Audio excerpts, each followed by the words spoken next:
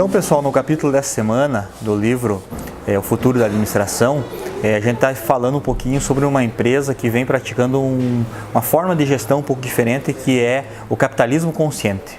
Certo? Então é um supermercado lá nos Estados Unidos, na verdade uma rede de supermercados lá nos Estados Unidos, é o Whole Foods, o nome da empresa, e ela trabalha de uma forma um pouco anticonvencional, ou seja, de uma forma um pouco diferente. Ela leva em consideração não só a questão do lucro como o principal objetivo da empresa. É claro que o lucro é importante, mas mais do que o lucro, ela visa ter produtos saudáveis para vender para os seus clientes. Ela busca ter uma humanização maior assim no ambiente de trabalho, onde as pessoas gostem mais de trabalhar, se sintam melhor. Os produtos que ela adquire também são de agricultores, de pecuaristas que têm práticas de produção diferentes. Por exemplo, os animais, né, a carne dos animais que é vendida lá no supermercado não é de uma criação convencional como hoje em dia chamada de industrialização da criação de animais, né? Por exemplo, essas granjas que criam aves. Então são granjas onde se condensa um grande número de aves por metro quadrado para que as aves comam e durmam, engordem o mais rápido possível para ser abatido o mais rápido possível, né? Isso é chamado de industrialização da pecuária. Nesse supermercado lá nos Estados Unidos, a forma de criação ainda é mais tradicional. As aves, no caso, são criadas mais livres, mais soltas, o tempo de vida delas é um pouco maior. Então, são questões que essa empresa, que esse supermercado lá nos Estados Unidos está trabalhando, que é chamado de capitalismo consciente, que além de buscar só o lucro, só vender e ganhar dinheiro, ele também pensa numa questão mais sustentável e mais ambiental. Lembrando sempre que a sustentabilidade é fixada e ela só é possível quando 3 pilares existem. O primeiro pilar é economicamente viável. Uma empresa precisa ser economicamente viável, ou seja, ela precisa dar lucro.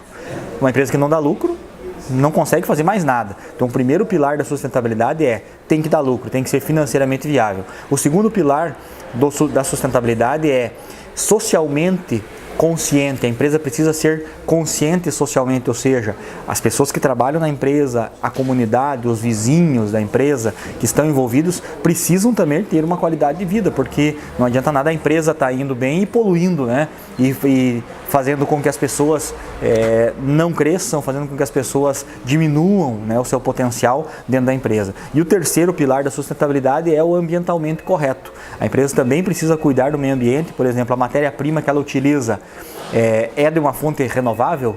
Nós temos exemplos aqui na nossa região de empresas que tiveram um grande sucesso no passado com o extrativismo, né? Cortando embuia, cortando pinheiro, e hoje em dia essas empresas ou se adaptaram, como é o caso inclusive da Pormade, se adaptaram a novos produtos, a novas matérias-primas, ou deixaram de existir. Eram grandes empresas, tem barracões aí, né, abandonados até hoje, de empresas que eram enormes, grandes mesmo, em faturamento, em tamanho, em número de funcionários, e hoje deixaram de existir porque não se adaptaram à questão ambiental, que também precisa ser levada em consideração. Então, uma empresa, para ser sustentável, ela precisa dar lucro, ela precisa cuidar das pessoas e ela também precisa cuidar do meio ambiente. Qualquer um desses 3 fatores que não aconteçam ou não sejam trabalhados dentro da empresa de uma forma correta, qualquer um desses 3 fatores faz com que a empresa vá à falência. Não adianta nada dar lucro e as pessoas não serem respeitadas, não adianta nada cuidar do meio ambiente, mas não dar lucro. Então, as 3 questões precisam ser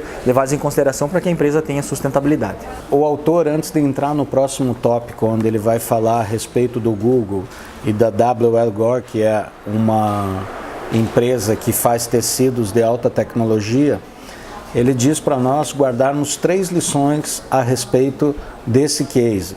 E a primeira delas é: os princípios são importantes, mas quais princípios?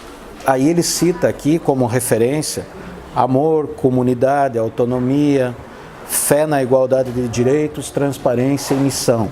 Esses princípios, num primeiro instante, eles podem parecer antagônicos, ou seja, são coisas que não combinam, porque afinal de contas você está lidando com uma instituição que, acima de qualquer coisa, a empresa, para sobreviver, ela precisa gerar lucro. E, no entanto, foi a conciliação desses conceitos, desses princípios, que fez com que essa empresa se destacasse no mercado. Então, para você poder trabalhar esses conceitos, isso tudo não tem origem num modelo ou num padrão tradicional. Muito pelo contrário, você precisa partir de um ponto filosófico que ele seja totalmente diferente do que você está praticando. E nós citamos até mesmo como exemplo aqui na Pormad a nossa empresa, porque se você pegar a nossa cidade, ela tem muitas fábricas de portas, mas no entanto, fábricas de porta que trabalham dentro dos moldes da Pormad, com a filosofia da Pormad, com o modelo da gestão da Pormad, a gente não conhece nenhuma outra semelhante aqui na cidade. A outra coisa que ele coloca, a segunda lição, o maior obstáculo para a inovação pode ser até mesmo tudo aquilo que você sabe sobre a gestão. E aí o autor coloca que esse John Mackay, que é o fundador dessa rede de supermercados, esse cidadão não tem diploma superior e muito menos um MBA. Ele iniciou um curso de filosofia na Universidade do Texas e acabou não concluindo. Mas o que ele fez de diferente? Ele conseguiu criar um modelo de gestão que não era convencional e não obedecia à filosofia ortodoxa que era regida nos meios de administração. Aí, o que ele coloca aqui? Que você não precisa retirar práticas consagradas de gestão da tua empresa. Pelo contrário, o que você precisa é fazer com que essas práticas de gestão, elas acompanhem os princípios que você deseja que norteiem a tua orientação dentro da empresa. E como terceira forma, a terceira lição que ele deixa para nós é que a inovação inspiradora em gestão pode ajudar a resolver conflitos de escolha que muitas vezes são inflexíveis. E ele coloca para nós alguns exemplos que são bastante contrastantes. Por exemplo, o curto prazo, normalmente numa empresa, ele supera o longo prazo. A disciplina derrota a inovação. E a competição elimina a colaboração.